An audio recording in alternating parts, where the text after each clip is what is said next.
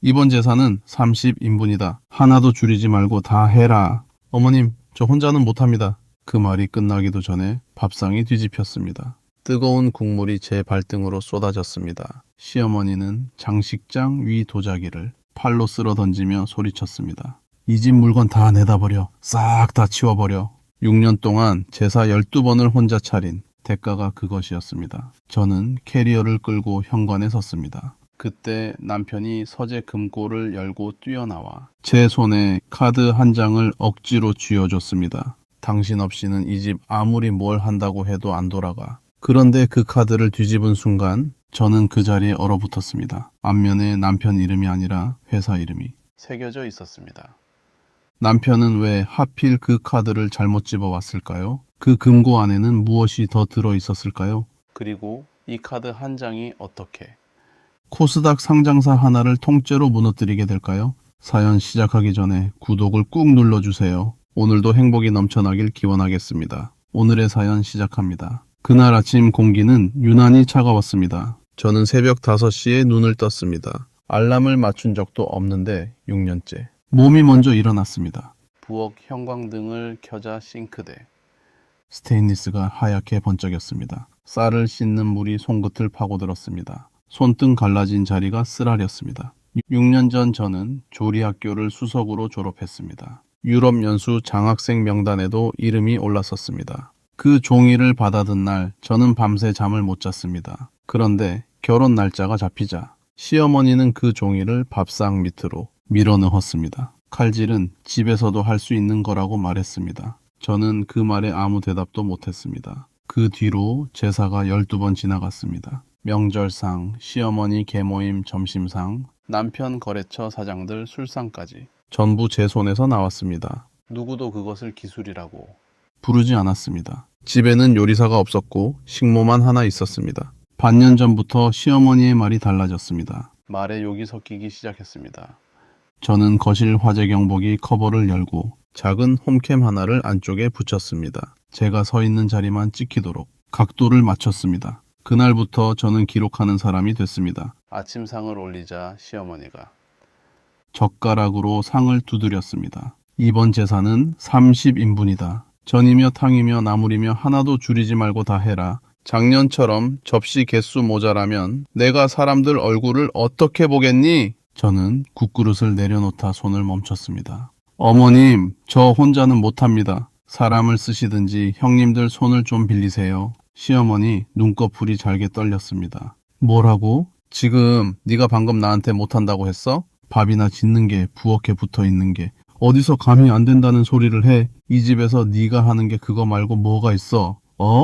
6년입니다, 어머님. 제사 12번 다 제가 혼자 했습니다. 손톱이 다 빠져도 아무 말 안 했어요. 그래서 이번에는 안 합니다. 과당, 상이 뒤집혔습니다. 국물이 제 발등으로 쏟아졌습니다. 뜨거운 것이 살을 파고드는데 저는 소리조차 내지 못했습니다. 시어머니는 장식장 위 도자기를 팔로 쓸어 바닥에 던졌습니다. 그래, 아주 잘났다. 이 집 물건 다 내다 버려. 장이며 항아리며 하나도 남기지 말고 싹 다 치워버려. 그러고도 여기서 밥숟갈 얹고 살 거면 어디 한번 살아봐라.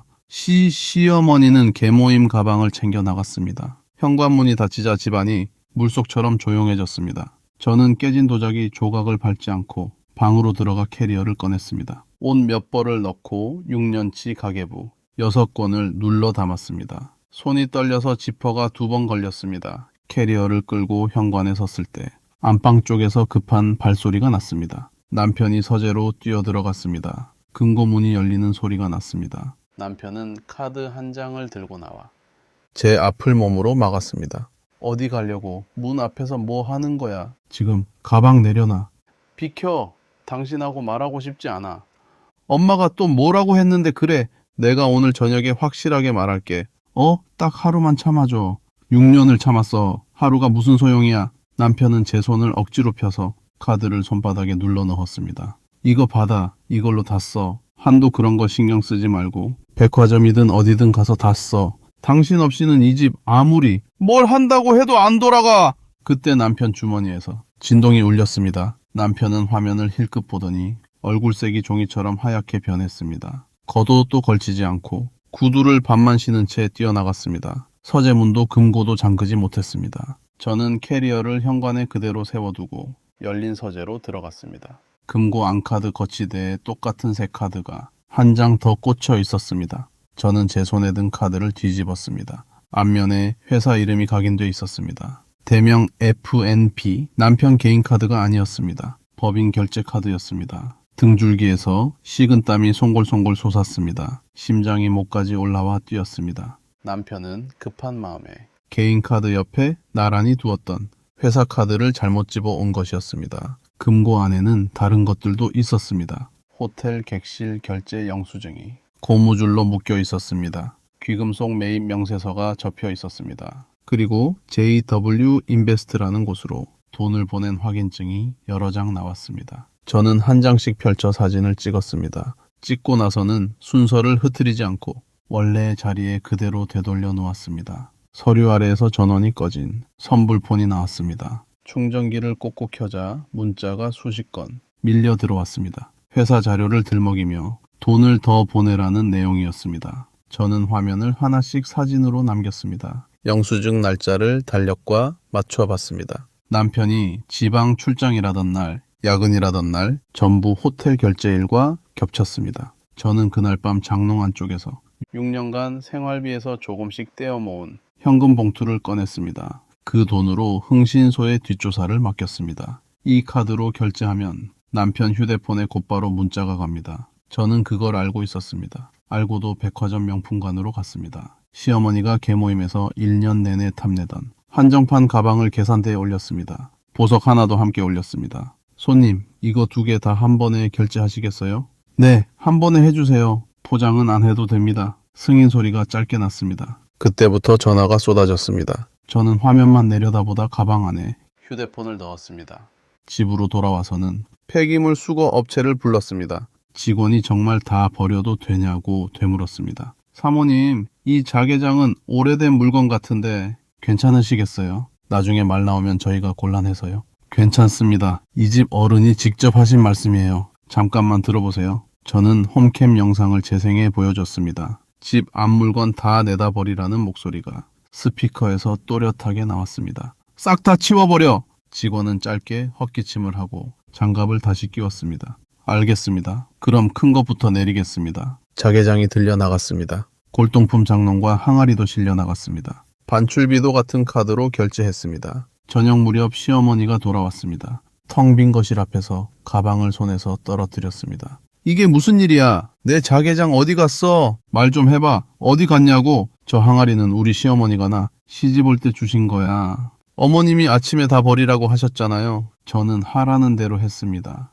내가 언제 진짜로 버리라고 했어? 말이 그렇지. 그게 그 뜻이야? 그러면 다시 들어보시겠어요? 저는 홈캠 녹화본을 다시 틀어놓고 방으로 들어갔습니다. 거실에서 시어머니 목소리가 시어머니에게 되돌아가고 있었습니다. 싹 다 치워버려! 싹 다 치워버려! 밤늦게 남편이 들어왔습니다. 넥타이가 비뚤어져 있었습니다. 카드 내놔. 장난할 기분 아니야. 빨리 내놔. 저는 카드 앞면을 손끝으로 짚었습니다. 여기 새겨진 이름 안 보여? 당신 이름 아니고 회사 이름이야. 회사 카드가 왜 집 금괴에 있었을까? 남편 턱 근육이 딱딱하게 굳었습니다. 그거 내가 잘못 집어온 거야. 지금 이거 그냥 넘길 일 아니야. 돌려줘. 어? 오늘 낮에 결제된 거 한번 볼래? 저는 오늘 결제된 승인 내역을 화면째로 들어 보였습니다. 이거 다 회사 돈으로 산 게 되겠네. 당신이 지금 나한테서 이 카드 뺏으면 이 내역은 누가 결제한 걸로 남을까? 남편은 손을 뻗다가 멈췄습니다. 그리고 아무 말도 못하고 서재로 들어가 문을 닫았습니다. 며칠 뒤 흥신소에서 봉투를 받았습니다. 남편이 젊은 여자와 호텔로 들어가는 사진이 있었습니다. 여자 얼굴이 낯설지 않았습니다. 회사 창립기념 행사에서 본 사람이었습니다. 대명 F&B 재무실장.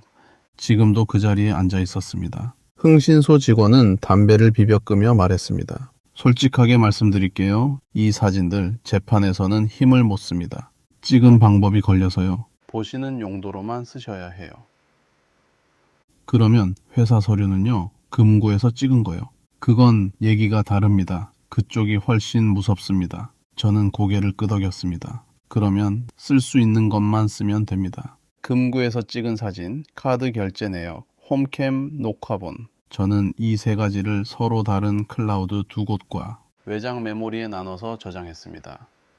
그리고 현관에 세워둔 캐리어를 다시 옷장 안으로 밀어 넣었습니다. 지금 나가면 저만 빈손이 됩니다. 저는 부엌 달력을 벽에서 떼어 월말 마감 날짜에 동그라미를 쳤습니다. 그날 이 카드 결제들이 회사 장부로 올라갑니다. 빨간 볼펜 심이 종이를 뚫었습니다. 카드 결제가 시작되고 열흘째였습니다. 그 열흘 동안 남편은 집에서 밥을 먹지 못했습니다. 저도 차려주지 않았습니다. 6년 동안 하루도 빠지지 않고 돌아가던 이 집 부엌에 불이 꺼진 것입니다. 남편은 첫날부터 카드사에 전화를 걸었습니다. 서재문 틈으로 목소리가 새어나왔습니다. 여보세요? 분실 신고 좀 하려고요. 법인카드입니다. 아니, 잃어버린 건 아니고 가족이 잘못 가지고 나가서요. 지금 당장 정지 좀 해주세요. 수화기 너머에서 뭔가 길게 설명하는 소리가 들렸습니다. 남편 목소리가 점점 낮아졌습니다. 잠깐만요. 6개월 사용 내역을 다 소명해야 한다고요? 법인 인감까지 필요하고요? 그러면 그 내역이 회사로 넘어간다는 말씀이신가요? 남편은 그 자리에서 접수를 취소했습니다. 아, 됐습니다. 오늘 신청한 건 없는 걸로 해주세요. 지금 취소하는 겁니다. 예. 6개월 사용 내역. 그 안에는 제가 산 가방이 아니라 호텔 객실 결제가 줄줄이 들어 있었습니다. 남편이 스스로 목에 칼을 대는 일이었습니다. 다음 날 남편은 한도를 내려보려 했습니다. 그런데 법인카드 한도 변경은 재무실장 결제를 받아야 하는 일이었습니다. 한도만 낮추는 것도 재무실장 결제를 받아야 합니까? 대표가 지시하는 건데도요? 예, 알겠습니다. 그냥 두겠습니다. 남편은 수화기를 든 채 한참 동안 아무 말도 못했습니다. 카드를 정지시키려면 내연녀에게 이 사실을 알려야 했습니다. 남편은 결국 카드를 그대로 두었습니다. 그때 알았습니다. 이 카드는 제가 빼앗은 물건이 아닙니다. 남편이 스스로 잠글 수 없는 자물쇠였습니다. 저는 그 열흘을 헛되게 쓰지 않았습니다. 호텔 숲에서 온몸에 굳은 근육을 풀었습니다. 6년 동안 명절마다 부었던 손목과 전을 붙이다 화상흉이 앉은 팔뚝에 처음으로 남의 손길이 닿았습니다. 손님, 어깨가 돌처럼 굳으셨어요. 이 정도면 몇 년 되셨을 텐데. 그동안 어떻게 참으셨어요? 6년쯤 됐습니다. 관리 한 번도 안 받으셨어요? 받을 생각을 못했어요. 저녁에는 코스 요리를 먹었습니다. 접시가 나올 때마다 소스를 혀 위에 올려 온도를 재고 간해층을 머릿속에 적었습니다. 그리고 나오면서 영수증을 반드시 챙겼습니다. 영수증은 버려드릴까요? 아니요. 꼭 주세요. 한 장도 빼지 말고요. 이 집에 와서 스캔을 떠 날짜 순으로 파일에 끼워 넣었습니다. 쓰는 손과 기록하는 손이 따로 움직였습니다. 집은 열흘 만에 무너졌습니다. 거실에는 배달 용기가 쌓였습니다. 국물이 흘러 신문지가 붙었고 사흘째부터 시큰한 냄새가 올라왔습니다. 날파리가 형광등 아래를 돌았습니다. 이 집이 무슨 쓰레기장이야. 파리가 날아다니는 건 안 보여. 치우기라도 하면서 먹어. 시어머니가 젓가락을 던졌습니다. 남편도 물러서지 않았습니다. 엄마가 종일 집에 있잖아. 나는 회사 갔다 밤에 오는데 비닐 하나 묶는 게 그렇게 힘들어? 뭐라고 지금? 내가 네 뒤치다꺼리 하는 사람이야? 내가 이 나이에 남이 먹고 버린 걸 봉투에 담아야 해. 내가 이 집 식모야? 그럼 누가 하는데 저 방에 있는 사람이 나와서 할 것 같아? 그년이 나와서 하면 되지. 그게 전현이 하는 일이잖아. 두 사람은 서로에게 소리를 질렀습니다. 저는 방문을 닫고 앉아 그 소리를 그대로 들었습니다. 누가 6년 동안 그 봉투를 묶었는지 두 사람은 한 번도 궁금해하지 않았습니다. 시어머니는 사람을 쓰기로 했습니다. 정식 업체는 비싸다며 아는 사람 소개로 미등록 소개소에 전화했습니다. 하루만 쓰는데 그 값을 다 줘야 해요? 싼 사람 없어요. 현금으로 줄 테니까 서류 그런 거 복잡하게 하지 말고 사람만 하나 보내줘요. 현금으로 하루치만 주는 조건이었습니다. 50대 후반의 도우미가 왔습니다. 아침 8시부터 저녁까지 쓰레기를 내리고 화장실을 닦고 냉장고 안 상한 음식을 다 비웠습니다. 일이 끝나고 도우미가 손을 내밀었습니다. 사모님, 저 다 끝냈습니다. 오늘 일당 주세요. 냉장고까지 다 비웠습니다. 시어머니는 지갑을 열지 않았습니다. 내일 한꺼번에 줄게. 오늘 잔돈이 없어. 어차피 또 올 거잖아.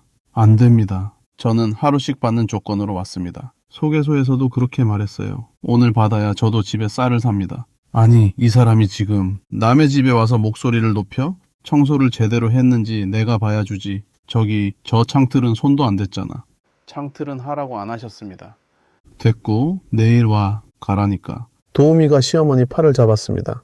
돈 주세요. 그냥은 못 갑니다. 놔, 이거 놔. 사람 쳤다고 신고할 거야. 시어머니가 그 손을 뿌리치며 밀었습니다. 두 사람이 현관 앞에서 엉켰고 화분이 넘어져 흙이 쏟아졌습니다. 이웃이 신고해 경찰이 왔습니다. 도우미는 다음날 노동청에 임금을 못 받았다고 진정을 넣었습니다. 저는 그 소식을 듣고 6년치 가계부를 펼쳤습니다. 하루 일당도 못 받고 몸싸움까지 한 그 일을 저는 6년 동안 무료로 했습니다. 가계부 어디에도 제 노동에 대한 금액은 적혀 있지 않았습니다. 목구멍이 뜨거워졌지만 눈물은 나오지 않았습니다. 울음은 이미 다 써버린 것 같았습니다. 저는 남편을 식탁에 앉혔습니다.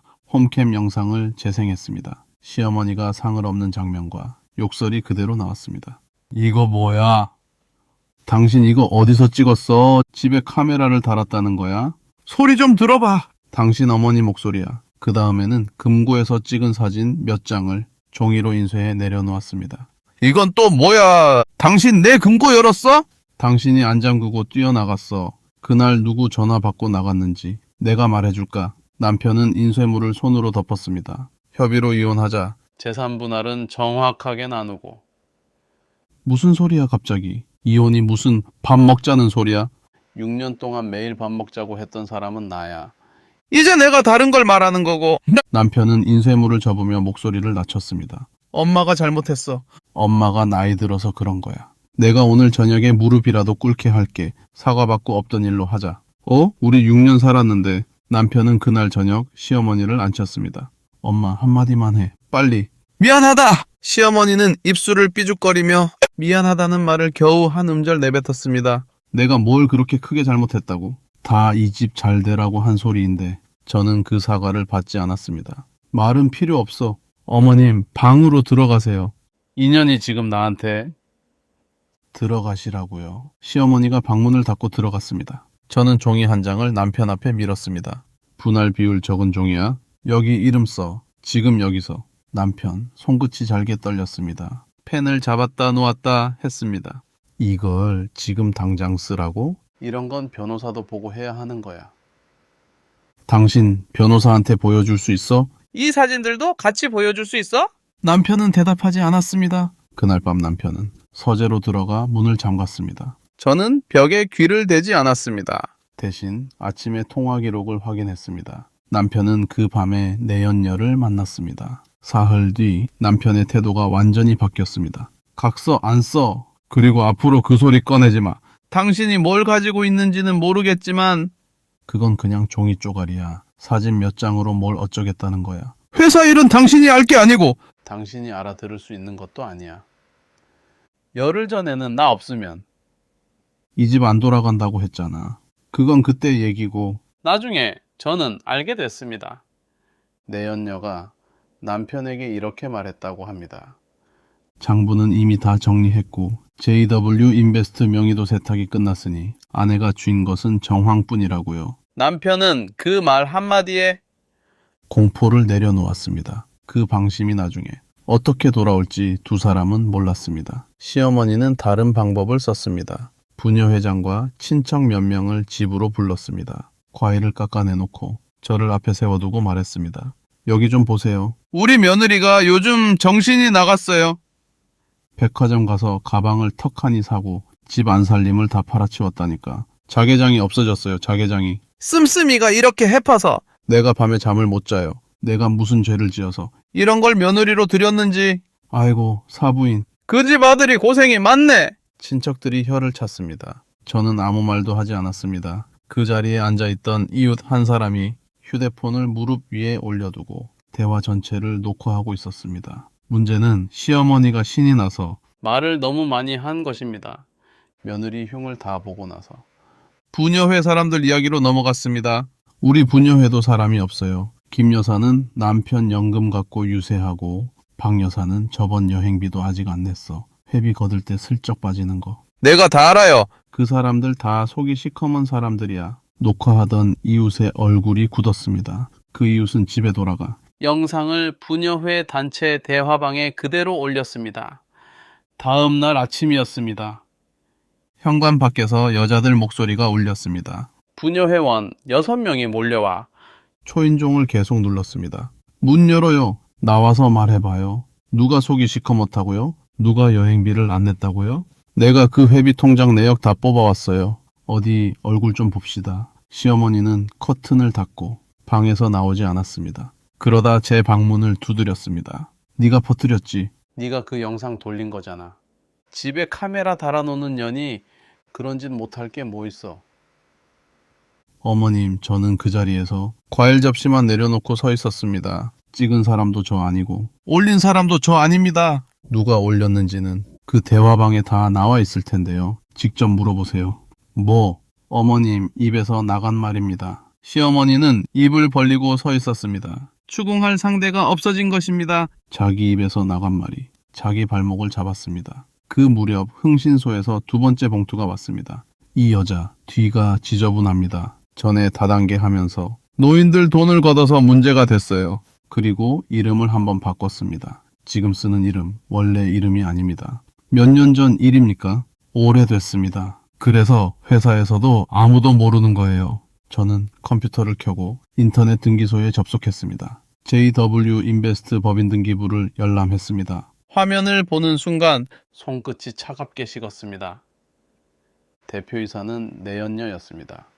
그런데 지분 100%는 남편 개인 이름으로 되어 있었습니다. 그리고 이 작은 법인이 대명 F&B 주식 18%를 들고 있었습니다. 저는 밤새 전자공시를 뒤졌습니다. 감사보고서 주석까지 한 줄씩 읽었습니다. 대명 FNB에서 JW 인베스트로 컨설팅비 명목, 투자금 명목으로 돈이 반복해서 나가고 있었습니다. 저는 그 흐름을 종이에 옮겨 적었습니다. 회사 돈이 어디로 흘러 누구 이름으로 남았는지.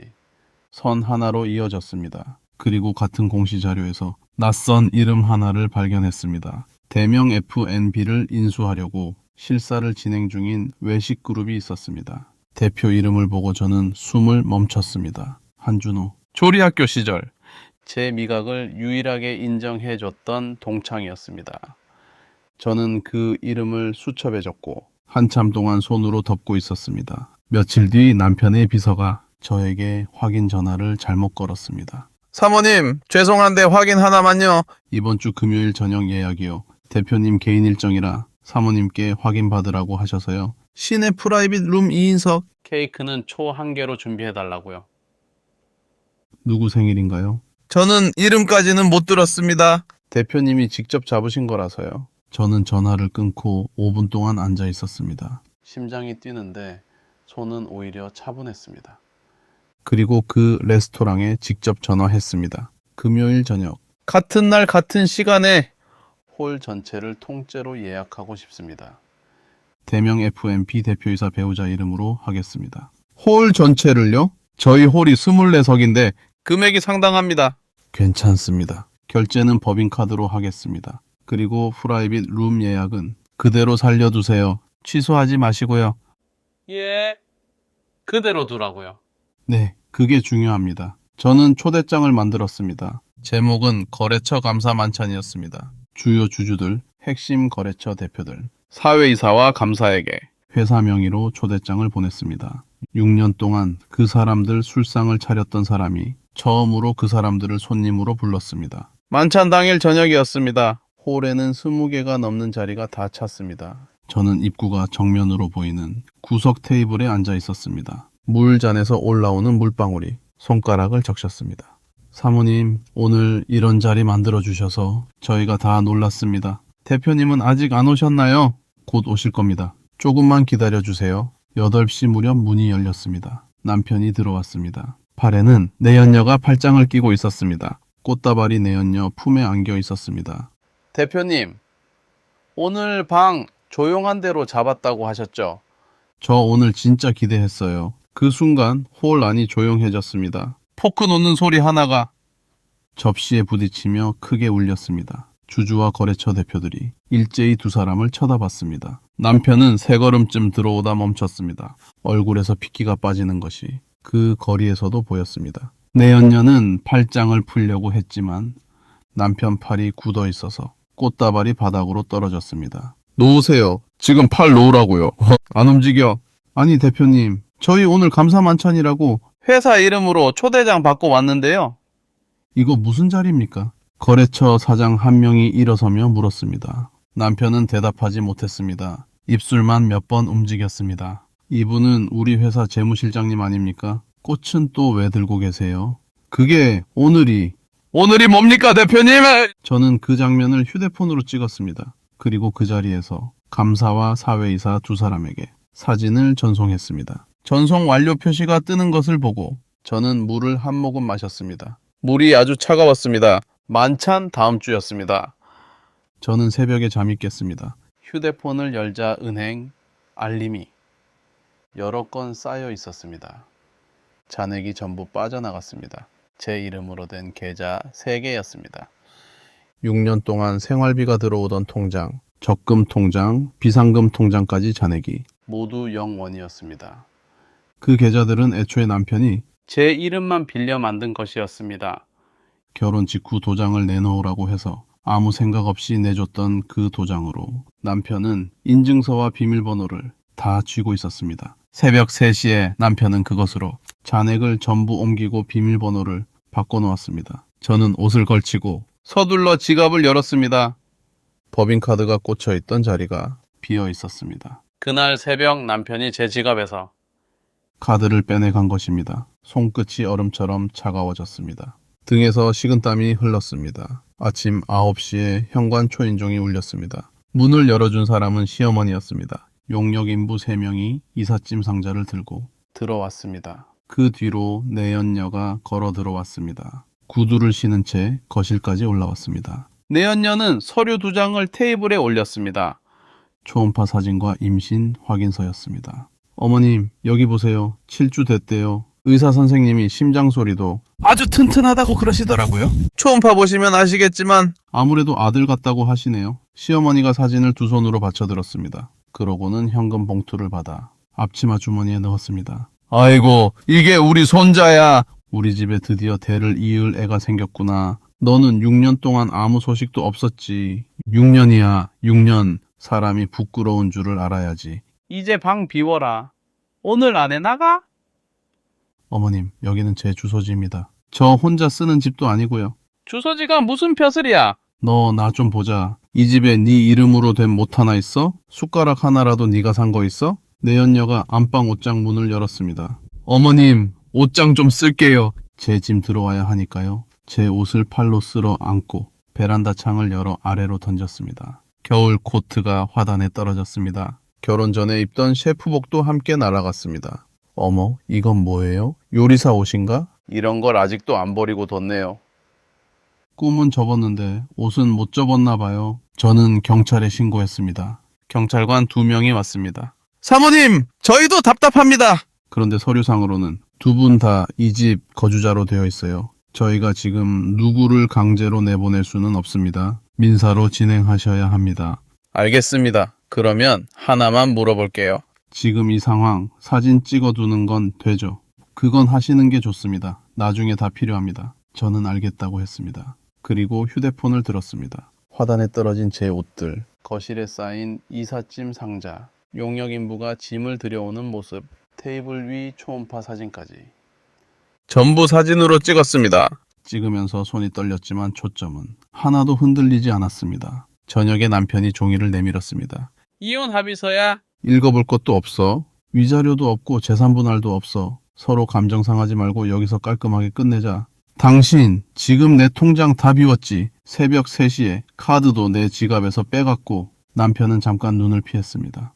그거 원래 내 돈이야. 당신 이름만 빌린 거고. 내가 벌어서 넣은 돈을 내가 옮긴 게 뭐가 문제야. 6년 동안 이 집 밥은 누가 지었어.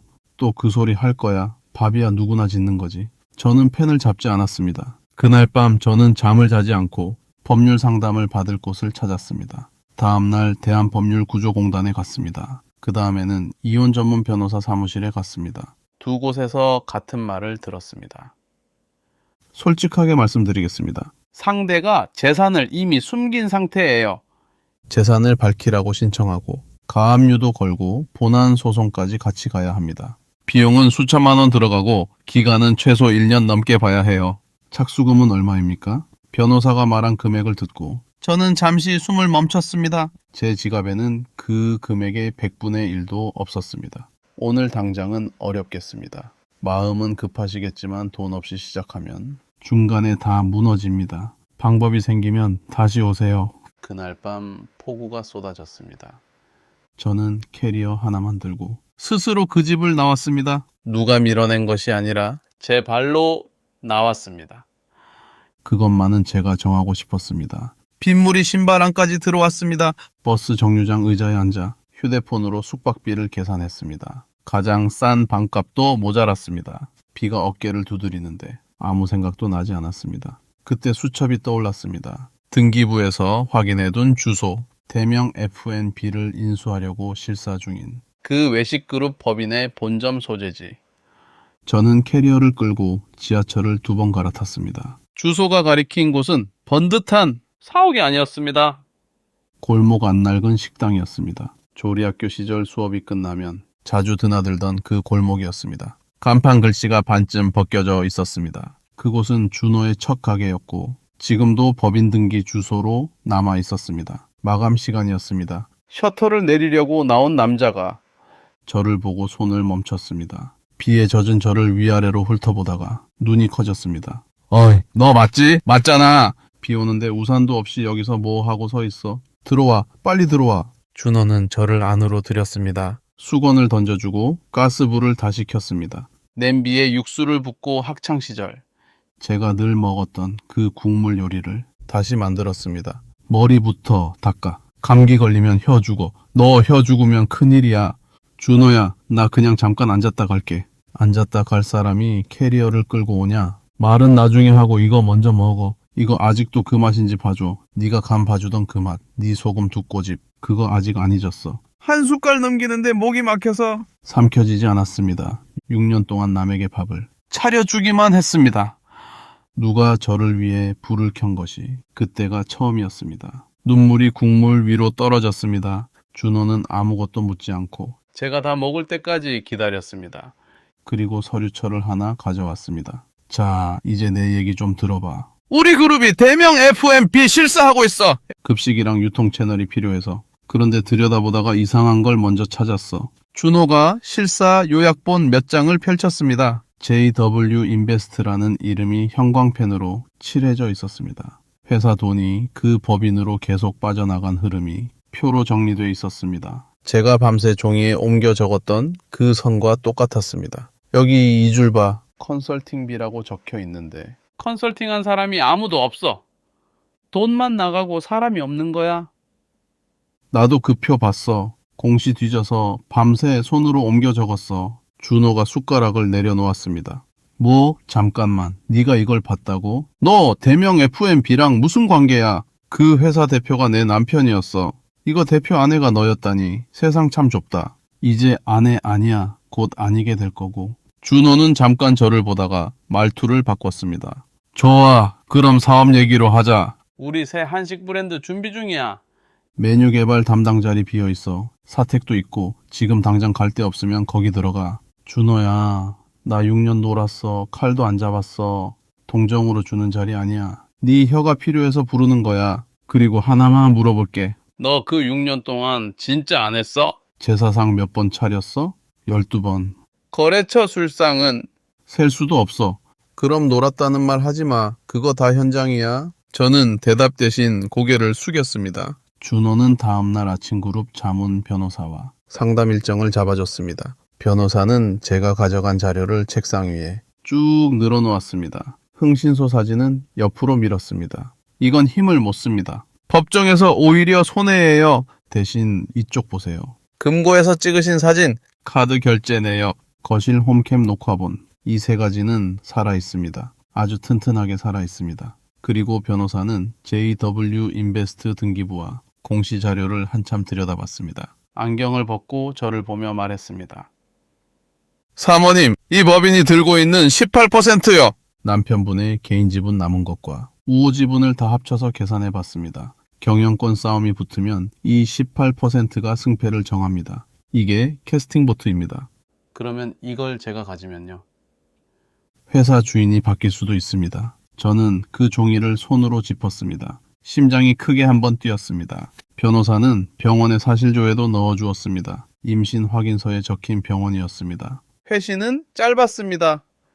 그 이름으로 진료받은 기록이 아예 없다고 했습니다. 초음파 사진도 시중에서 쉽게 구할 수 있는 양식이었습니다. 진료 기록이 아예 없습니다. 이 확인서 만든 겁니다. 사진도 인터넷에서 파는 양식이에요. 지금 말할까요? 아니요. 지금 터뜨리면 상대가 정신을 차립니다. 정신 차리면 서명 안 합니다. 꺼낼 때는 제가 말씀드립니다. 저는 그 회신서를 2번 읽고 서류 봉투에 넣었습니다. 아직 꺼낼 때가 아니었습니다. 변호사와 함께 남편이 내민 합의서를 수정했습니다. 위자료도 포기, 재산 분할도 전부 포기. 남편이 원하는 대로 다 넣었습니다. 대신 조항 하나를 끼워 넣었습니다. JW 인베스트 지분 100%를 저에게 넘기고 주주명부 명의가에서와 대표이사 변경 등기까지 계약 당일에 동시에 끝낸다는 내용이었습니다. 다음날 저는 짐을 반출하러 갔습니다. 거실에는 내연녀의 화장품이 이미 화장대에 올라와 있었습니다. 저는 수정한 합의서를 테이블 위에 올려놓았습니다. 남편이 종이를 넘겨보다 멈췄습니다. 이게 뭐야? JW 인베스트를 왜 달라는 거야? 위자료도 안 받고 나가는데 빈손으로는 못 나가겠어. 회사 이름이라도 하나 있어야. 남들 보기에 체면이 서잖아. 내연녀가 옆에서 코웃음을 쳤습니다. 어머 대표님, 이거 그냥 서명하세요. 그거 껍데기예요. 장부에 남은 값이 거의 0원이에요. 빈 서류철 하나 달라는 거잖아요. 차라리 잘 됐죠. 위자료 한 푼도 안 나가는데 뭘 망설이세요? 저 사람 체면 세워주고 우리는 돈 아끼고 이게 남는 장사예요. 남편은 결산서를 꺼내 자산 총액 숫자만 확인했습니다. 그 아래 붙어있는 주식 보유 내역은 보지 않았습니다. 명의가 넘어간 뒤 누가 의결권을 쥐게 되는지 단 한 줄도 검토하지 않았습니다. 지분 구조를 설계하고 관리한 사람은 처음부터 끝까지 내연녀였습니다. 남편은 자기 이름만 빌려준 사람이었습니다. 그 사실이 그날 그 자리에서 가장 정확하게 드러났습니다. 남편이 펜을 들었습니다. 자산 총액이 이게 다야? 진짜 빈껍데기네. 그래. 이거 주고 깔끔하게 끝내자. 대신 다시는 연락하지 마. 그럴 생각 없어. 대신 오늘 등기까지 같이 끝내야 해. 그렇게 급해. 알았어. 오늘 하자, 오늘. 서명이 종이 위에 그려졌습니다. 저는 표정을 바꾸지 않았습니다. 손톱이 손바닥을 파고들었습니다. 그날 오후 법무사 사무실에서 주식양도 계약을 체결했습니다. 주주명부 명의가에서가 끝났습니다. 대표이사 변경 등기도 접수됐습니다. JW 인베스트 대표이사 자리에 제 이름이 올라갔습니다. 법무사가 서류를 건네며 말했습니다. 자, 다 끝났습니다. 이제 이 법인은 사장님 겁니다. 축하드립니다. 저는 그 서류를 가방 가장 안쪽에 넣었습니다. 며칠 뒤 우리는 협의 이혼 의사 확인을 신청했습니다. 법원 대기실 의자에서 남편은 다리를 떨며 시계만 봤습니다. 오래 걸려? 나 오후에 회의 있어. 저는 대답하지 않았습니다. 숙려 기간이 지나고 한 달 뒤. 이혼 신고가 접수됐습니다. 서류를 내고 나오는데 바람이 아주 차가웠습니다. 저는 코트 단추를 목까지 채웠습니다. 그리고 지하철역 쪽으로 걸었습니다. 한 번도 뒤를 돌아보지 않았습니다. 이혼 신고 다음 주였습니다. 저는 준호그룹이 사택으로 준 오피스텔에 입주했습니다. 방 하나에 부엌 하나였습니다. 창을 열면 아래로 도로가 보였습니다. 6년 동안 남의 집 부엌에서 남의 상을 차렸던 사람이 처음으로 제 이름으로 열쇠를 받았습니다. 그날 저녁 저는 근로계약서에 서명했습니다. 직책은 신규 한식 브랜드 메뉴 개발 담당이었습니다. 서명을 하고 나서 계약서를 한참 들여다봤습니다. 제 이름이 인쇄된 종이가 그렇게 낯설었습니다. 뭘 그렇게 봐. 글자 틀린 데 있어. 아니야. 내 이름이 이렇게 찍혀 있는 게. 처음이라서 앞으로 지겹게 볼 거야. 가슴에도 박아줄게. 문제는 첫날부터 생겼습니다. 준호 본점은 미슐랭 3스타 매장이었습니다. 주방에 들어서자 스태프 8명이 손을 멈췄습니다. 아무도 인사하지 않았습니다. 헤드 셰프가 앞치마를 고쳐매며 말했습니다. 솔직히 말씀드리겠습니다. 6년 쉬셨다고 들었습니다. 6년이면 여기 애들 신입이 수 셰프까지 올라가는 시간입니다. 그동안 칼은 잡으셨습니까?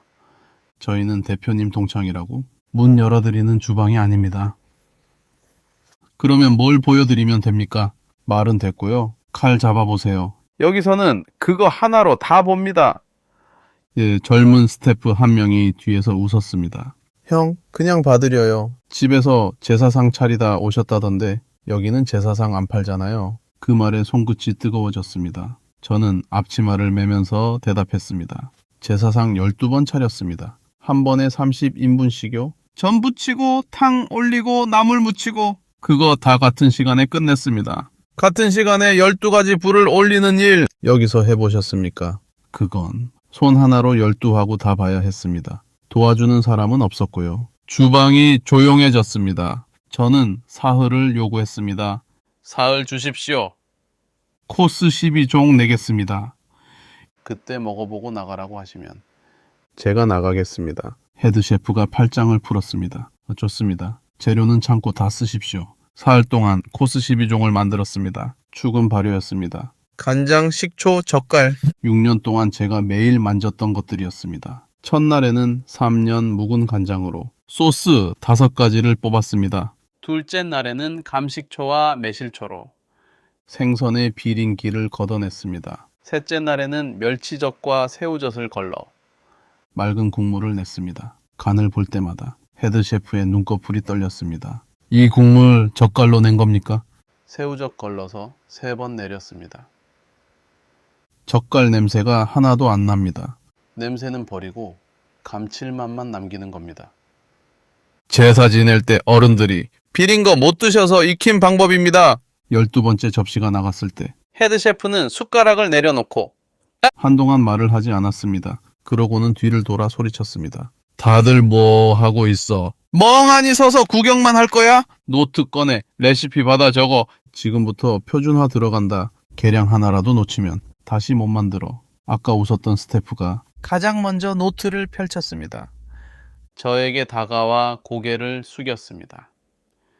셰프님, 죄송합니다. 아까 제가 입을 함부로 놀렸습니다. 간장 배합부터 다시 알려주십시오. 제가 처음부터 배우겠습니다. 고개 들고 받아 적으세요. 간장 3큰술에 매실초 반 큰술, 그리고 소금 2꼬집. 소금은 왜 꼬집으로 하십니까? 그램으로는 안 맞아요. 그날 간장 상태 보고 정하는 겁니다. 저는 그 노트에 소금 2꼬집을 적어줬습니다. 6달 뒤 신규 브랜드가 문을 열었습니다. 저는 수석 셰프로 올라갔습니다. 주방 정원을 받았습니다. 발주부터 인력 배치까지 제 결제로 돌아갔습니다. 같은 시기였습니다. 남편이 JW 인베스트 등기부를 뽑아봤습니다. 대표이사 자리에 제 이름이 올라가 있었습니다. 그리고 그 법인이 들고 있는 주식이 회사 지분 18%라는 것을 그때야 알았습니다. 남편은 그날 회사에서 서류를 바닥에 던졌다고 합니다. 이게 껍데기라고? 18%가 껍데기야? 이거 지금 내 회사 목줄이잖아. 비서가 나중에 저에게 전해줬습니다. 남편이 먼저 쓴 방법은 증자였습니다. 제3자에게 새 주식을 발행해 제 지분을 묽게 만들려고 했습니다. 저는 그날 밤 변호사에게 전화했습니다. 변호사님, 늦은 시간에 죄송합니다. 저쪽에서 새 주식을 찍는다고 합니다. 막을 수 있습니까? 막습니다. 걱정하지 마세요. 신주 발행 금지, 가처분 넣겠습니다. 서류는 저희가 밤샜습니다. 이름은 누구로 올라갑니까? 신청인은 사모님 법인 대표 명의로 갑니다. 저희는 대리만 합니다. 이건 사모님 싸움입니다.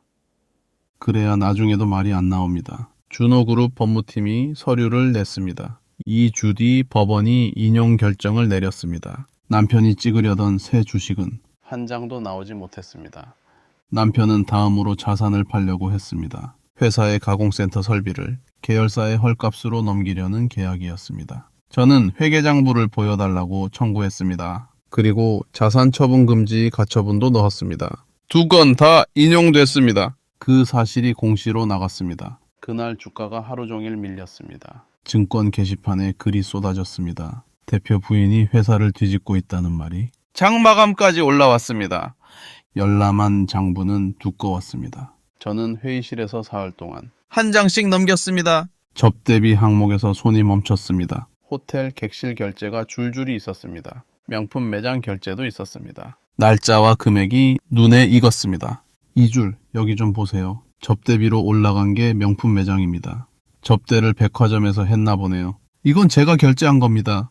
예? 사모님이요? 네, 그날 제 손에 카드가 있었습니다. 제 손에 쥐어졌던 그 카드였습니다. 가방과 보석, 폐기물 반출비까지. 그 목록 안에 그대로 남아 있었습니다. 남편이 카드를 정지시키지 못했던 열흘이 회사 장부에 화석처럼 박혀 있었습니다. 저는 전기관 사본을 떴습니다. 복사기 앞에 서 있는데 등줄기로 소름이 지나갔습니다. 남편이 저를 붙잡으려고 억지로 쥐어준 카드가 결국 남편의 발목을 잡는 증거가 된 것입니다. 그 무렵 내연녀가 먼저 움직였습니다. 재무실장 권한으로 회사에 남은 운영 자금을 JW 인베스트가 아닌 새로 만든 법인 계좌로 옮겼습니다. 며칠 뒤 내연녀는 수입 스포츠카를 현금으로 샀습니다. 차량 인수 사진이 직원들 사이에 돌았습니다.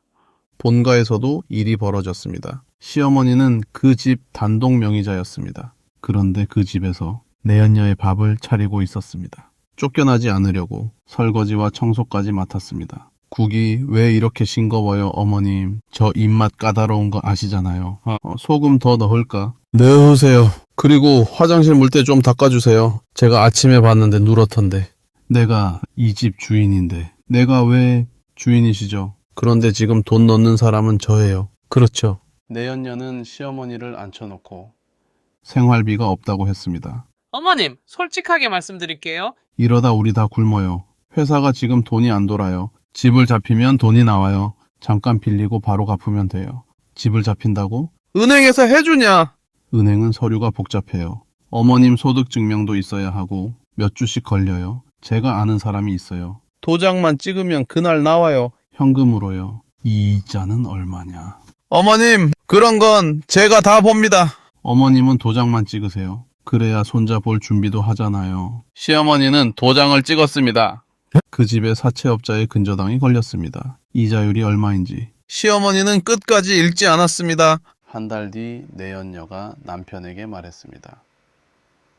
아기 잃었어요. 어제 새벽에 피가 비쳐서 병원에 갔는데 이미 늦었다고 하더라고요. 아무것도 안 남았다고요. 뭐라고? 아니, 잠깐만. 서류는 어디 있어? 병원에서 뭐 안 줬어? 지금 그게 중요해요? 내가 이렇게 됐는데 지금 서류 얘기가 나와요? 당신 사람이에요?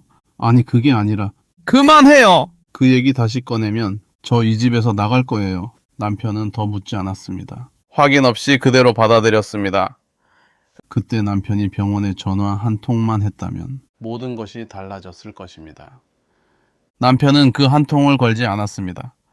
며칠 뒤 남편이 마지막 비자금 계좌를 열었습니다. 잔고가 0원이었습니다. 남편은 내연녀를 사무실로 불렀습니다. 이거 뭐야? 0원이야, 0원. 돈 어디 갔어? 네가 뺐지? 말해봐, 네가 뺐지? 내연녀는 가방에서 휴대폰을 꺼냈습니다. 그러고는 아주 천천히 화면을 눌렀습니다. 소리 지르지 마세요. 직원들 다 들어요. 그리고 이거 한번 들어보세요. 녹음 파일이 재생됐습니다. 남편 목소리가 흘러나왔습니다. 자금을 어디로 옮기라고 직접 지시하는 통화였습니다. 이 계좌 비우고 새 법인으로 다 옮겨. 오늘 안에. 내연녀가 화면을 껐습니다. 대표님 목소리 맞죠? 저는 지시받은 대로 한 거예요. 계속 따지실래요? 따지시면 이 파일 검찰에서 듣게 될 텐데요. 그때는 저 혼자 안 들어갑니다. 너 나한테 이러면 안 되지. 내가 너 때문에 다 버렸는데. 버리라고 한 사람은 없어요. 남편은 그 자리에서 입을 닫았습니다. 의자에 주저앉아 넥타이를 풀었습니다. 정기주주총회가 다가왔습니다. 저와 준호는 소액주주들을 찾아다녔습니다. 지방까지 내려갔습니다. 가처분 인용 결정문과 장부 사본을 펼쳐 보여줬습니다. 한 노인 주주가 안경을 올리며 물었습니다. 이게 다 무슨 소리요? 그러니까 이 돈이 다 어디로 나갔다는 겁니까?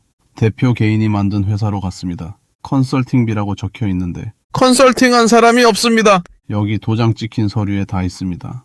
내가 이 회사를 30년 봤어요. 우리 아의 대학 등록금도 이 주식 팔아서 냈는데 그러면 나는 어떻게 되는 거요? 제가 지금 다 되돌릴 수는 없습니다. 그런데 이대로 두면 남는 것도 없습니다. 그건 확실합니다. 노인 주주가 안경을 벗고 손등으로 눈을 눌렀습니다. 위임장 어디다 씁니까? 펜 좀 주세요. 그렇게 위임장이 모였습니다. 같은 시기에 외부 감사인이 손을 들었습니다. 작은 거래가 실제로 있었는지 확인할 수 없다며 감사 의견을 거절했습니다. 거래소는 불성 실공시법인으로 지정했습니다. 주식 거래가 정지됐습니다. 정지가 풀린 첫날부터 하한가가 연달아 나왔습니다. 주식 게시판에는 욕설과 통곡이 함께 올라왔습니다. 저는 그 며칠을 조용히 지켜봤습니다. 그리고 공개 시장에서 JW 인베스트 이름으로 주식을 사모았습니다. 값은 이미 3분의 1로 떨어져 있었습니다. 지금 사도 되겠어? 더 빠질 수도 있어. 지금 사야 해. 경영권 표가 필요한 거지.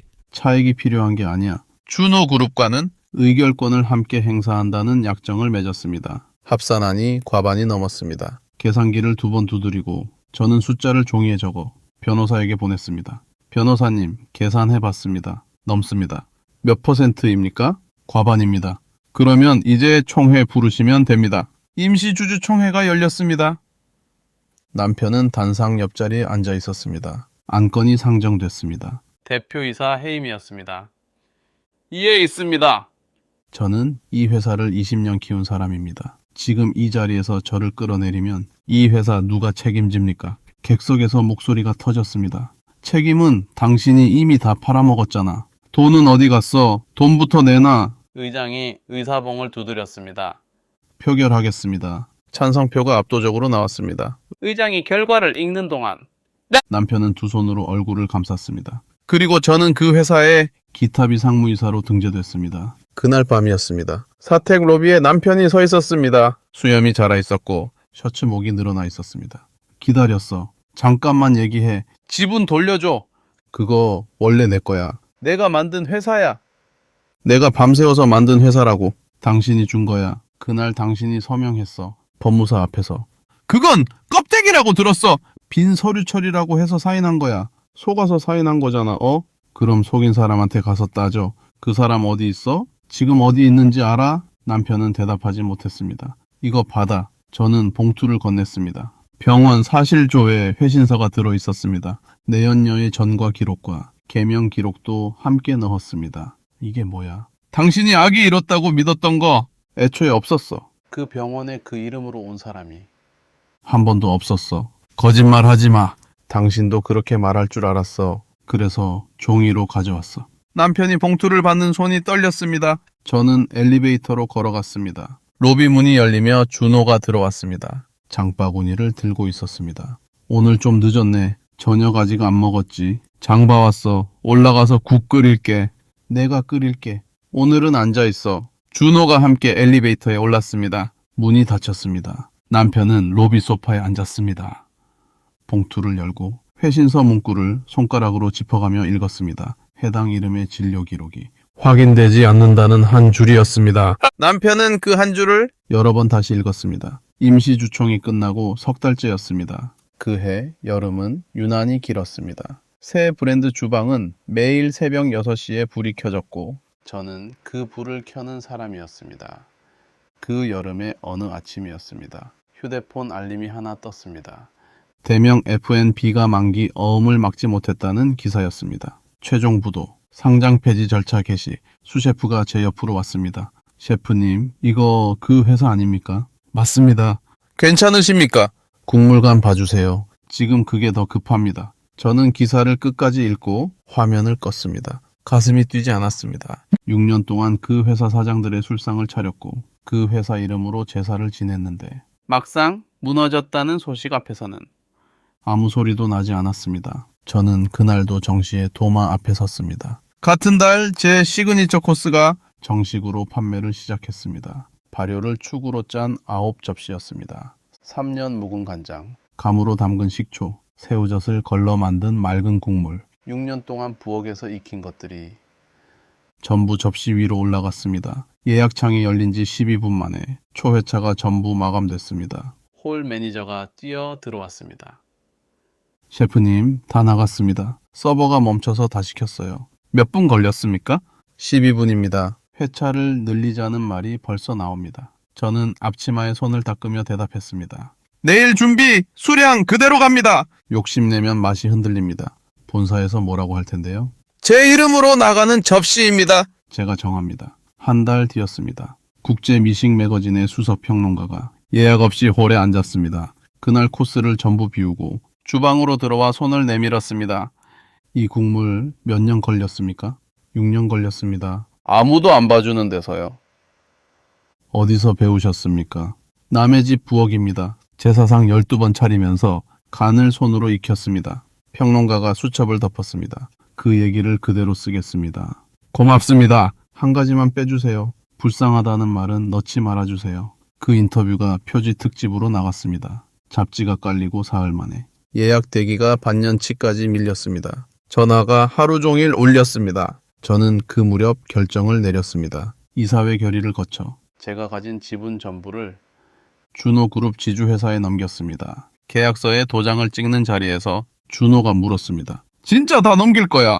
가지고 있으면 배당이 계속 나오는데. 안 가져. 나는 주주로 살고 싶은 게 아니야. 그럼 뭐로 살고 싶은데? 요리사로. 준호가 잠깐 웃었습니다. 그 말 하려고 6년 걸린 거지. 오래 걸렸어! 돈을 벌려고 쥔 주식이 아니었습니다. 쓸 곳이 정해져 있었습니다. 매각 대금은 전액. 제 이름을 건 독립 레스토랑 설립 자본으로 따로 예치했습니다. 통장에 찍힌 숫자를 보는데 손이 조금 떨렸습니다. 결혼하면서 접었던 유럽 행종이 한 장이 그제야 값을 치른 것 같았습니다. 그 사이 다른 쪽에서는 바닥이 빠지고 있었습니다. 내연녀가 사라졌습니다. 새로 만든 법인 계좌에 옮겨둔 돈을 전부 현금으로 바꾼 뒤였습니다. 변호사가 전화를 걸어왔습니다. 계좌가 하루 만에 비었습니다. 전액 현금 출금입니다. 사무실은요. 책상에 립스틱 하나만 있었다고 합니다. 남편은 그날로 고소장을 냈습니다. 돈을 크게 빼돌린 죄로 처벌해달라는 내용이었습니다. 그런데 조사실에서 남편은 스스로 무덤을 팠습니다. 제가 이체하라고 지시한 건 맞습니다. 그런데 그건 회사 자금 관리 차원에서 수사관이 펜을 멈췄습니다. 방금 지시하셨다고 하셨죠? 그 부분 다시 한번 말씀해 주세요. 아니, 그건 말이 잘못 나간 겁니다.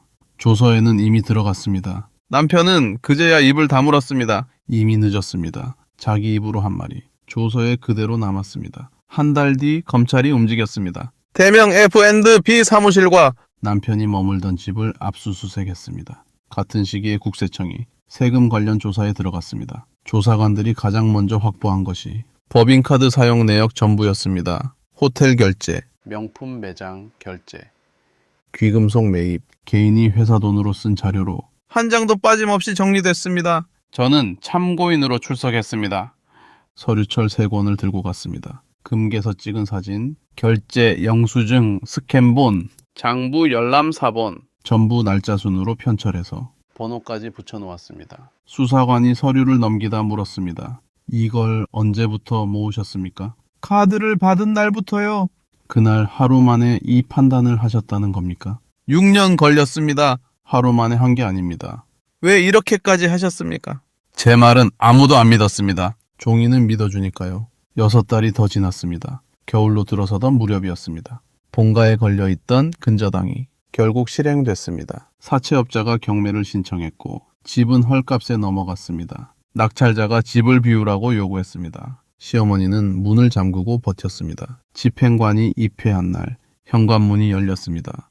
이 집 내 집이야. 내 이름으로 된 집이라고. 누가 감히 나를 밖으로 내모라. 어머님, 명의는 어머님 맞는데요. 빚이 집값보다 큽니다. 그 빚 내가 진 거 아니야. 아들이 도장 가져갔어. 그것도 어머님이 내주셨습니다. 서류에 다 남아 있습니다. 시어머니는 마당에 주저앉아 땅을 두드렸습니다. 6년 동안 며느리 앞에서 상을 업던 그 손이었습니다. 남편도 그 옆에 서 있다가 집 몇 개만 들고 골목을 빠져나갔습니다. 남편은 그 뒤로 찜질방을 전전했습니다. 돈이 떨어지면 역 대합실에서 잤습니다. 어느 날 대합실 텔레비전에서 제 인터뷰가 나왔습니다. 화면 속 저는 셰프복을 입고 있었습니다. 진행자가 물었습니다. 6년 공백이 있으셨다고요? 공백이 아니었습니다. 그 시간에도 매일 불 앞에 서 있었습니다. 다만 아무도 그걸 일이라고 불러주지 않았을 뿐입니다. 그때로 돌아가면 다르게 하실 겁니까? 똑같이 기록할 겁니다. 그것만은 잘했다고 생각합니다. 남편은 화면을 한참 보다가 고개를 숙였다고 합니다. 그 장면을 본 사람이 나중에 저에게 전해줬습니다. 시어머니에게서도 연락이 왔습니다. 모르는 번호였습니다. 공중전화였습니다. 받지 않으니 음성 메시지가 쌓였습니다. 에미야, 나다. 내가 지금 갈 데가 없어. 딱 한 달만 방을 좀 얻어다오. 에미야, 내가 잘못했다. 네가 해준 밥 생각이 나서 그런다. 그 된장국 한 번만 더 먹자.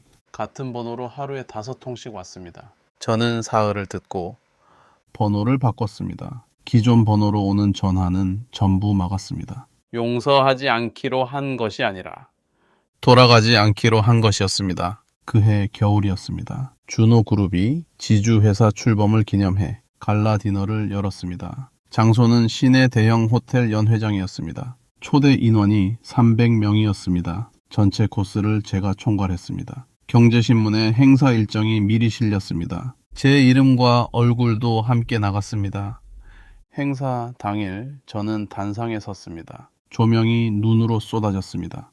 저는 6년 동안 남의 집 부엌에 서 있었습니다. 그때는 그게 끝인 줄 알았습니다. 오늘 제 이름을 건 브랜드를 만듭니다. 지주회사와 함께. 같은 몫으로 가는 파트너십도 맺습니다. 박수 소리가 길게 이어졌습니다. 저는 고개를 숙였다가 들었습니다. 그런데 그때였습니다. 연회장 바깥 유리창 쪽에서 소란이 일었습니다. 경비원 2명이 뛰어갔습니다. 한 남자가 유리창에 얼굴을 붙이고 안을 들여다보고 있었습니다. 외투가 젖어 있었고 신발 한 짝은 뒤축이 꺾여 있었습니다. 신문에 난 일정을 보고 찾아온 것입니다. 유리 너머로 목소리가 들렸습니다. 나 좀 봐. 잠깐만 얼굴 좀 보자. 경비원이 저를 돌아봤습니다. 셰프님, 아시는 분입니까? 저 사람 여기 직원 아닙니다. 밖으로 모셔주세요. 경비원이 팔을 잡았습니다. 남편은 저항하지 않았습니다. 그대로 끌려 부지 밖으로 나갔습니다. 저는 단상에서 그 장면을 봤습니다. 아무 말도 하지 않았습니다. 이듬해 초였습니다. 남쪽 항구에서 뉴스가 터졌습니다. 내연녀가 남의 이름이 적힌 신분증으로 밀항선에 오르려다 잠복 중이던 해경에 붙잡혔습니다. 검거 현장에서 차량 트렁크가 열렸습니다. 금괴가 수십 개 나왔습니다. 현금 다발도 함께 나왔습니다. 카메라가 그 장면을 그대로 찍었습니다. 뉴스 화면 아래로 자막이 흘렀습니다. 며칠 뒤 남편과 내연녀의 대질 조사가 열렸습니다. 조사가 끝나고 두 사람이 청사복도로 나왔습니다. 기자들이 카메라를 들었습니다. 이 사람이 다 시킨 겁니다. 저는 지시받은 대로만 했어요. 무슨 소리를 하는 거야? 네가 다 설계했잖아. 회사 만든 것도 너고 장부 만진 것도 너잖아. 도장은 누가 찍었는데? 그 손으로 다 찍었잖아. 남편이 내연녀의 팔을 잡았습니다. 내연녀가 그 손을 쳐냈습니다. 두 사람이 복도에서 엉켰습니다. 수사관들이 뜯어말리는 동안 셔터 소리가 쉬지 않고 터졌습니다. 다음 날 아침 신문에 그 사진이 크게 실렸습니다. 두 사람이 서로의 옷깃을 잡고 얼굴을 일그러뜨린 장면이었습니다. 저는 그 신문을 사서 사무실로 들고 왔습니다. 가위로 기사를 오려 파일에 날짜 순으로 끼웠습니다. 그동안 나온 기사가 이미 20장 가까이 됐습니다. 준호가 문을 열고 들어왔습니다. 그거 아직도 모아. 이제 안 봐도 되잖아. 이건 복수용이 아니야. 내가 지어낸 게 아니라는 증거야. 누가 의심해. 내가 나를 의심할 때가 있어. 그때 꺼내보면 돼. 준호가 고개를 끄덕이고 나갔습니다. 저는 파일을 덮고 서랍에 넣었습니다. 그리고 책상 위에 설계 도면을 펼쳤습니다. 제 이름을 걸 독립매장의 도면이었습니다. 저는 연필을 들고 주방 동선을 따라 선을 그었습니다. 불에서 도마까지 3걸음, 도마에서 접시까지 2걸음. 6년 동안 남의 부엌에서 수천 번 걸었던 그 걸음을 이번에는 제 손으로 정했습니다. 시계를 보니 밤 11시였습니다. 저는 도면 위에 자를 대고 선을 하나 더 그었습니다. 1년 뒤 봄이었습니다. 시내 한복판 건물 최상층이었습니다. 창밖으로 도시가 다 보이는 자리에 제 이름을 건 파인다이닝이 그랜드 오픈을 앞두고 있었습니다. 설립 자본은 2갈래였습니다. 제가 지분을 팔아 넣어둔 돈, 그리고 지주회사가 함께 출자한 돈. 누구에게 얻은 가게가 아니라 제가 절반을 낸 가게였습니다. 오픈 사흘 전이었습니다. 저는 주방 중앙에 서서 화구 6개의 불세기를 하나씩 손으로 확인하고 있었습니다. 그때 휴대폰이 울렸습니다. 준호였습니다. 방금 통보받았어. 본점 3스타 유지됐어. 다행이다. 거기 애들 고생 많았어. 그게 끝이 아니야. 우리 새 브랜드 첫별 받았다. 원스타 신규 등재야. 저는 주걱을 든 채로 서 있었습니다. 목이 잠겨서 소리가 안 나왔습니다. 듣고 있어? 응? 네가 메뉴 세운 브랜드야. 네 국물로 받은 별이야. 준호야. 왜? 나 잠깐 전화 끊을게. 울어도 돼. 지금은 아무도 안 봐. 저는 냉장고 문에 등을 대고 손등으로 눈을 눌렀습니다. 6년 동안 아무도 기술이라 부르지 않던 손이 별 하나를 받아냈습니다. 우리 두 사람은 지주회사 아래 두 브랜드를 각각 총괄하는 구조로 정리돼 있었습니다. 준호는 오픈 전날까지 홀에 남아 사다리에 올라갔습니다. 이 각도면 접시의 그림자죠. 네 국물 색이 죽어. 그렇게까지 안 해도 돼. 업체 불러서 하면 되잖아. 내가 하고 싶어서 하는 거야. 6년을 기다린 접시인데 가오픈 기간이었습니다. 저녁 무렵 홀 매니저가 주방으로 왔습니다. 셰프님, 손님 세 분이 셰프님을 뵙고 싶다고 하십니다. 어떤 분들입니까? 예전에 같은 동네 사셨다고요? 많이 망설이시는 눈치입니다. 홀로 나가보니 부녀 회원들이 앉아 있었습니다. 시어머니 말을 그대로 옮기며 저를 손가락질했던 사람들이었습니다. 나이 든 분이 먼저 일어났습니다. 우리가 얼굴 들 자격은 없는데. 그때 우리가 아무것도 모르고 네 흉을 봤어. 이제 다 지난 일입니다. 남의 집 말만 듣고 사람을 그렇게 몰았어. 미안하다. 저는 다 잊었습니다. 식사는 편하게 하고 가세요. 오늘 국물이 잘 나왔습니다. 세 사람은 코스를 다 비우고 정식 예약을 남기고 돌아갔습니다. 나가면서 한 사람이 제 손을 2번 잡았습니다. 며칠 뒤 아침이었습니다. 식자재 검수를 하려고 건물 뒷골목으로 나갔습니다. 납품차가 오기 전이었습니다. 음식물 쓰레기통 앞에 남자 한 명이 등을 굽히고 있었습니다. 뚜껑을 열고 안에서 뭔가를 꺼내 입으로 넣고 있었습니다. 채소 다듬고 버린 자리였습니다. 인기척의 남자가 고개를 들었습니다. 얼굴이 다 상해 있었습니다. 그런데 눈은 알아볼 수 있었습니다. 전 남편이었습니다. 회사 돈을 빼돌린 죄로 실형을 살고 만기 출소했습니다. 술을 끊는 치료를 받다가 중간에 그만두고 거리로 나왔습니다. 저는 셰프복을 입고 있었습니다. 왼쪽 가슴에 제 이름이 실로 수놓여 있었습니다. 전 남편의 시선이 그 자수 위에서 멈췄습니다. 봐! 목소리가 갈라져 있었습니다. 한 끼만. 저는 대답하지 않았습니다. 손에 든 발주 명세서를 내려다봤습니다. 간장 수량, 젓갈 무게, 채소 상자 개수, 숫자를 하나씩 눈으로 짚었습니다. 그때 납품 기사가 골목으로 들어왔습니다. 셰프님, 오늘 물건 다 왔습니다. 저 사람 치울까요? 아닙니다. 그냥 두세요. 상자부터 안으로 옮깁시다. 저는 몸을 돌려 주방 문으로 들어갔습니다. 경비를 부르지 않았습니다. 쫓아내라고 지시하지도 않았습니다.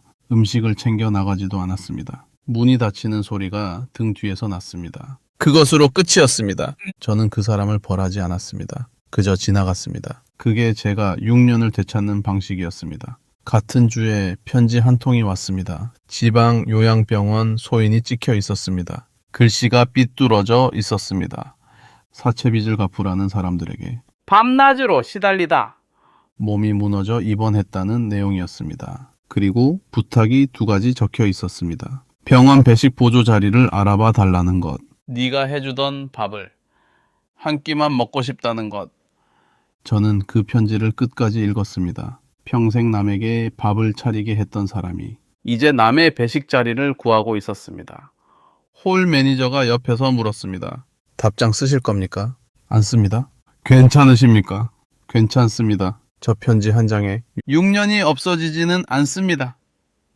저는 봉투를 다시 접어 폐기함에 넣었습니다. 그 무렵 재판 소식도 들었습니다. 변호사가 전화로 알려줬습니다.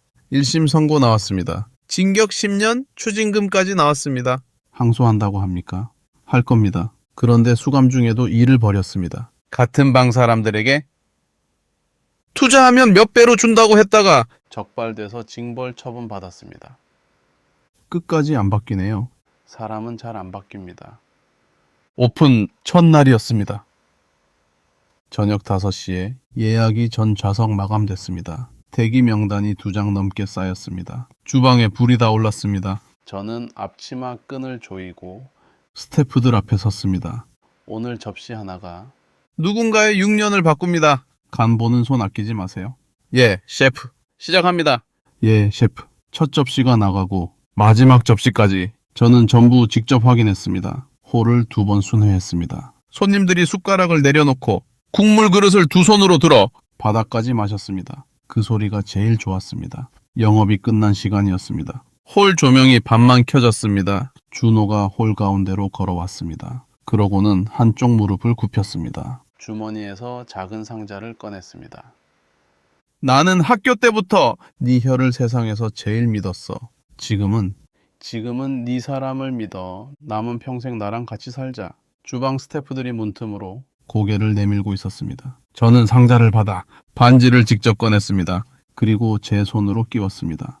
내 손에 끼우는 것도 이제는 내가 할게. 그래, 그게 너답다. 박수 소리가 홀을 울렸습니다. 누가 휘파람을 불었습니다. 헤드셰프가 눈가를 닦았습니다. 마감이 끝난 뒤였습니다. 저는 셰프복을 갈아입지 않았습니다. 그대로 사무실로 들어갔습니다. 화이트보드 앞에 서서 마카를 들었습니다. 다음 시즌 발효 메뉴 개발 일정. 간장 담그는 날, 식초 걸러내는 날, 젓갈 숙성 확인하는 날. 날짜를 하나씩 적어 내려갔습니다. 준호가 노트를 들고 들어와 의자를 끌어당겼습니다. 몇 시까지 할 거야? 끝날 때까지. 오늘 하루 쉬어도 되는데.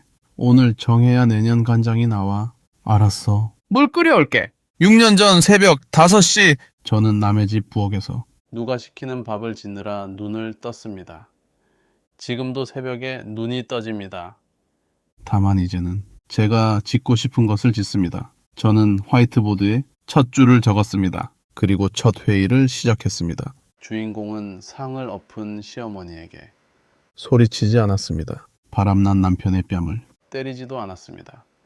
그저 기록했습니다. 영수증을 모으고 날짜를 맞추고 등기부를 열어보고 장부를 청구했습니다. 남편이 붙잡으려고 억지로 쥐어준 카드 한 장이 결국 그 사람의 발목을 잡았습니다. 껍데기라고 비웃었던 회사 하나가 회사의 주인을 바꿨습니다. 그리고 마지막에 주인공은 복수를 집행하지 않았습니다. 뒷골목에서 쓰레기통을 뒤지던 전 남편을 그냥 지나쳤고 밥 한 끼를 청하는 편지를 조용히 덮었습니다. 벌하지 않고 지나가는 것. 그게 되찾은 6년의 값이었습니다. 혹시 지금 누군가의 부엌에서 아무도 알아주지 않는 일을 하고 계신 분이 있다면 그 시간은 결코 공백이 아니라는 말씀을 드리고 싶습니다. 언젠가는 반드시 값을 치릅니다. 이야기를 끝까지 들어주신 분이 계시다면 잘 들었다고 댓글 하나만 남겨주세요. 감사합니다.